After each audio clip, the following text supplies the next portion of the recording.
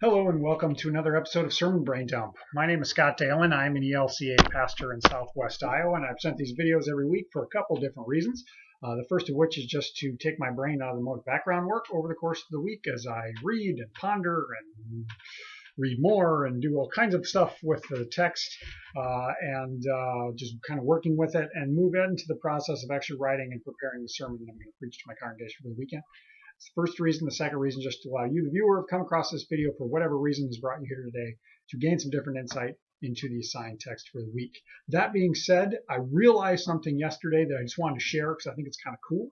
I have been doing these videos long enough now that I've actually come all the way around the assigned text that I use every week by something called the Revised Common Lectionary. Works in a 3-year cycle. I've actually been doing these videos long enough that I have come back around now. So perhaps I'll start to link to the past videos that are on the same text so that we can have a couple of different options. I don't know. Maybe I'll do that. Maybe I won't. But I discovered that yesterday. I thought it was kind of cool that, hey, I've been doing this for more than 3 years now, and that's kind of crazy. But anywho, that being said, this particular Sunday, which is July 23rd, 2017, the seventh Sunday after Pentecost, our assigned gospel text comes out of Matthew chapter 13, verses 24 through 30 and 36 through 43. This continues something that kind of kicked off last week. We're in a period of about 3 weeks of the parables of Jesus. There'll be more that come up in the fall, but there's this kind of brief portion right now, or this 3-week block right now, all of which are found in Matthew chapter 13. Now, if you happen to catch last week's video, I talked some about parables in general. I also talked about this particular discourse. This chapter of Matthew is a parable of said that wrong, is a discourse of parables. And it's we do hear within the narration, kind of between some of them, that there's a little bit of jumping around in terms of audience and location, and it all seems to be within a done within a specific time period, but Jesus is kind of moving around. He's doing different things. Now, last week, he started off with the parable of the sower who goes out to throw seed, or to plant his field, and he throws seed everywhere, and it lands on 4 different types of soils with 4 different results. We talked about that some. This particular parable is the parable of the weeds in the wheat. Sometimes it's also called the wheat and the tares, and with a specific purpose in that. Now, we hear the word tare, and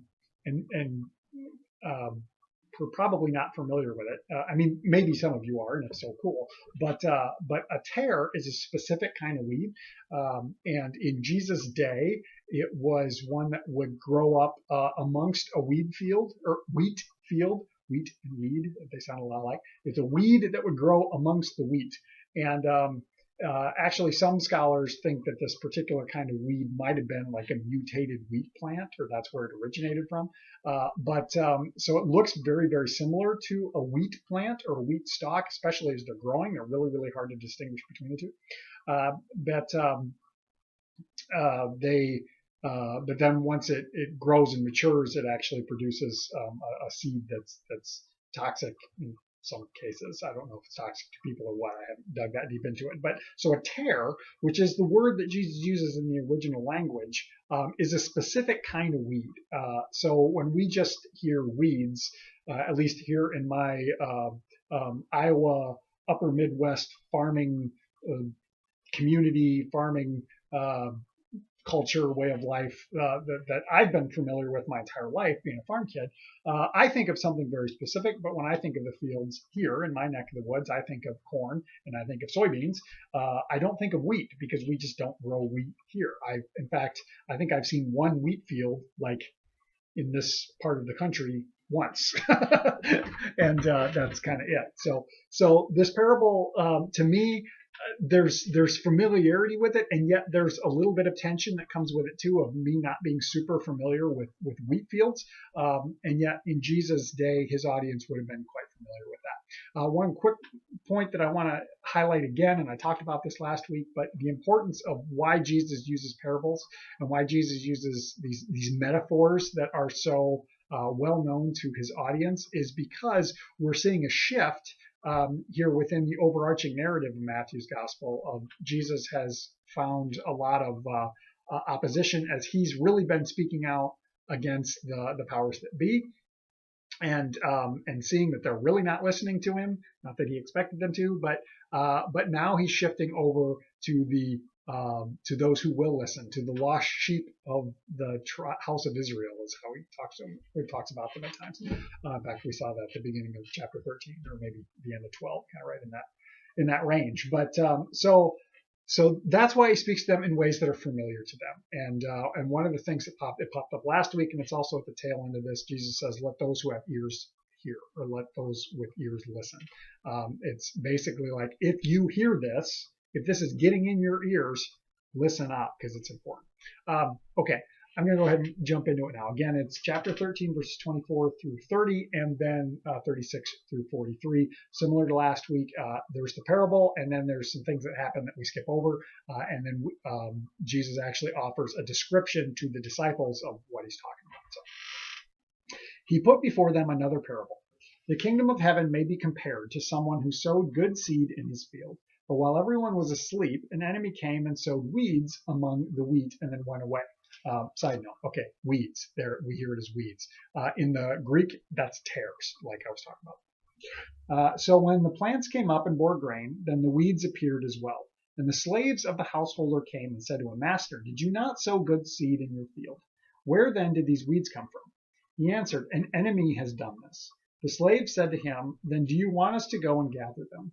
But he replied, "No, for in the gathering of the weeds, you would uproot the wheat from among them." I said that wrong. "For in the gathering of the weeds, you would uproot the wheat along with them. Let both of them grow together until the harvest. And at the harvest time, I will tell the reapers, collect the weeds first and bind them into bundles to be burned, but gather the wheat into my barn." Now skipping ahead. Then he left the crowds and went into the house, and his disciples approached him, saying, "Explain to us the parable of the weeds of the field." He answered, "The one who sows the good seed is the Son of Man. The field is the world, and the good seed are the children of the kingdom. The weeds are the children of the evil one. And the enemy who sowed them is the devil. The harvest is the end of the age, and the reapers are angels. Just as the weeds are collected and burned up with fire, so it will be at the end of the age. The Son of Man will send his angels, and they will collect out of his kingdom all causes of sin and evildoers, and they will throw them into the furnace of fire. There will be weeping and gnashing of teeth. And the righteous will shine like the sun in the kingdom of their Father. Let anyone with ears listen." All right, so that's it. Very similar to last week. Again, like I mentioned, we have the parable, and then later we have the explanation that's offered to the disciples. Now, different scholars think that the explanation portion is actually added by the author of the gospel later as an allegory to try and describe, this is how we understand this teaching of Jesus.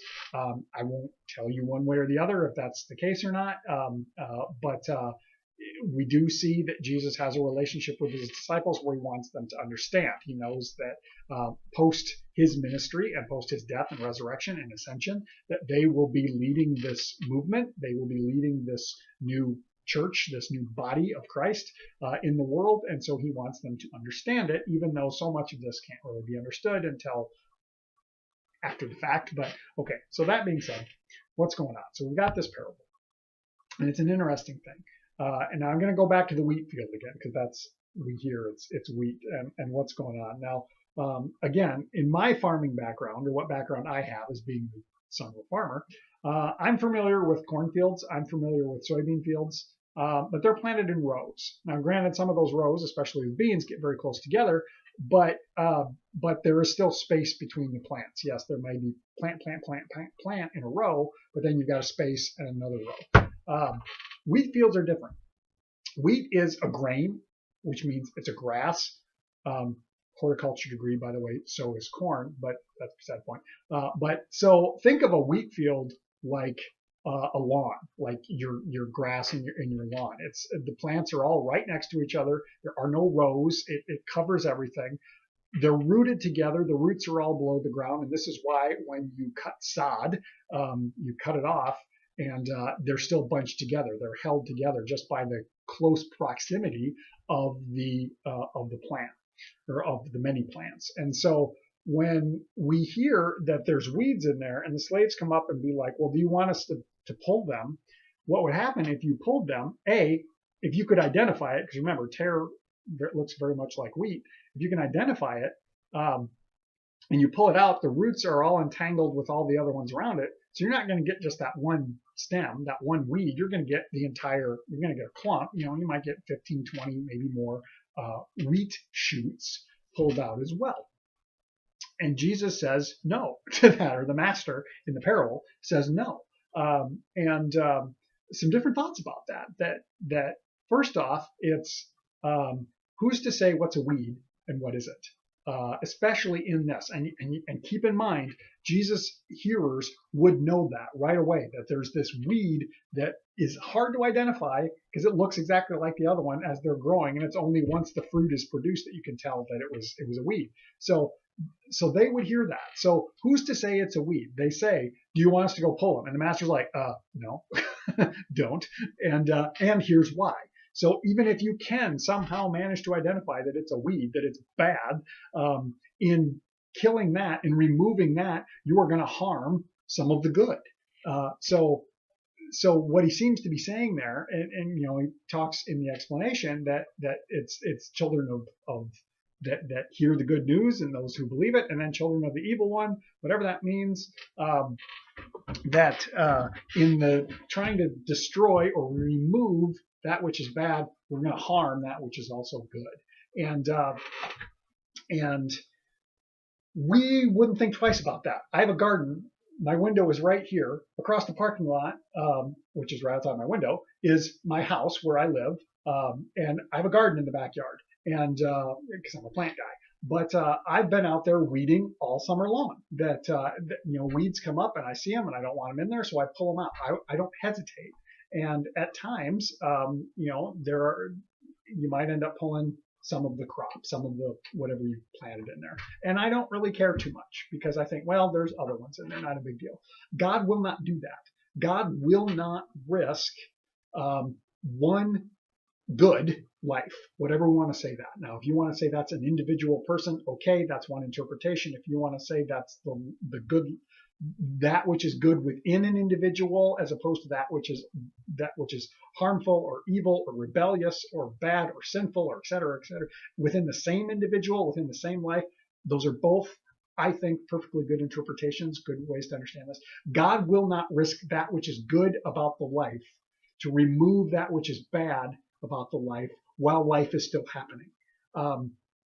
That to me is the main point of this, and that's why God says wait until the harvest, wait until the completion of the growth, the completion of the life cycle, however you want to look at it. In the explanation we hear that's the end of the age, the end of the end times, whatever you want to call them, whatever terminology you want to use.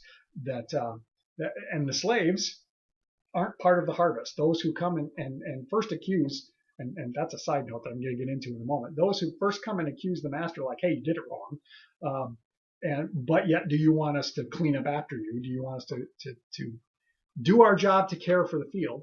Because that's what they would have been tasked with. He says, no, that's not up to you. And when it comes harvest time, that's not going to be up to you either. But that's when this separation will happen. There's another parable that Jesus offers, and it's more of an apocalyptic one, an end times one, which, yes, this has a hint of that too. But it's the sheep and the goats, that in the end, there will be a separation of the sheep from the goats, and the goats will burn and the sheep will go into everlasting life. So a separation of that which is good and desirable to God and that which is evil and not desirable. I hear echoes of this same theme here with the wheat and the tares, the wheat and the weeds, the good and the bad, the desirable and the indesirable. And when I hear it, I go back to that interpretation. I mentioned a couple of them here a moment ago, that there is good within every life, and there is that which is evil and rebellious and sinful within every life. So, I'm looking at my own image in the camera here, and in this space, in this life, there is that which God sees as good, and there is that which God sees as sinful and rebellious. And as Jesus talks about, that which is the weeds will be removed, they will be bound, and they will be cast into the fire. I hear echoes of John the Baptist in the very beginning, or actually chapter 3 of Matthew's gospel, and as well as Mark and Luke, and I think in John as well, that John the Baptist, his message was that there's one coming after me who's greater than I am. I baptize with water. He will baptize with the Holy Spirit and fire. He will purge us with the Spirit and fire. Now, what does that mean? I don't know. It sounds kind of painful. It sounds kind of invasive. It sounds kind of extreme. But it also sounds like it's something bigger than I can wrap my head around. Maybe this is a continuation of that. And that's what's going on here, that he will, that somehow that which is broken, that which is flawed, that which is dangerous, that's which is rebellious within me or you, somehow will be bound, and through the baptism of fire that Jesus utilizes, that will be purged away, and that which is left and good will be gathered into his bones. That's how the parable is read. So I think that's a lot of what's happening in this parable. But I need to come back around full circle. There's another point that I kind of want to look at, and that is the question of the slaves, that they come and they say, Master, or Lord, did you not sow good seed in your field? And the response of the master, an enemy has done this. I bring that up because it's very common in our minds. It's very common in our conversations. It's very common, period, that when stuff's going rough, that when things happen that we can't make heads or tails of, oftentimes tragedies or attacks or natural disasters or unexpected death.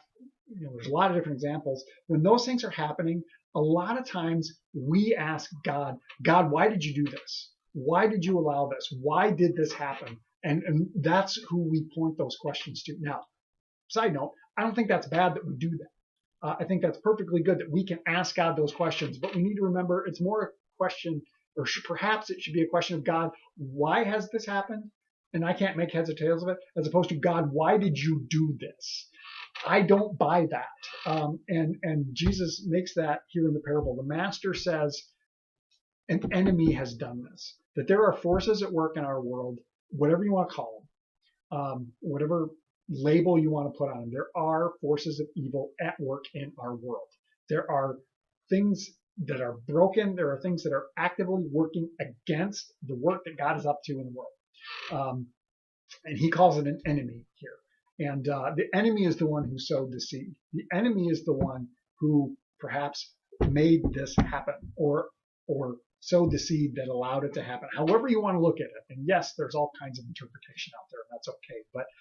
But that's a point that I really think this is the direction I'm going to go with the sermon, simply because of some things that have happened in recent history. Not anything super pressing in terms of my community or my family or anything of that nature, but just some different things that have gone on that really put me in the question of why did you do this, or why did you allow this, and or did you do this? And God says no, but I own it too, and I recognize it too. So that's kind of why I'm really focusing in on that, of why do we ask that question? Maybe it's not a question of why do we ask it, but just recognizing that we do, and then recognizing that God has spoken the truth back into this, that no, I did not do this, but I recognize that it's broken too. So that's kind of what's happening in this. Sorry, I got kind of long on this one. But if you have thoughts, questions, comments, by all means, throw them down in the comment section. We'll continue the conversation that way. Otherwise, I hope you have a blessed week, and we will catch you next time.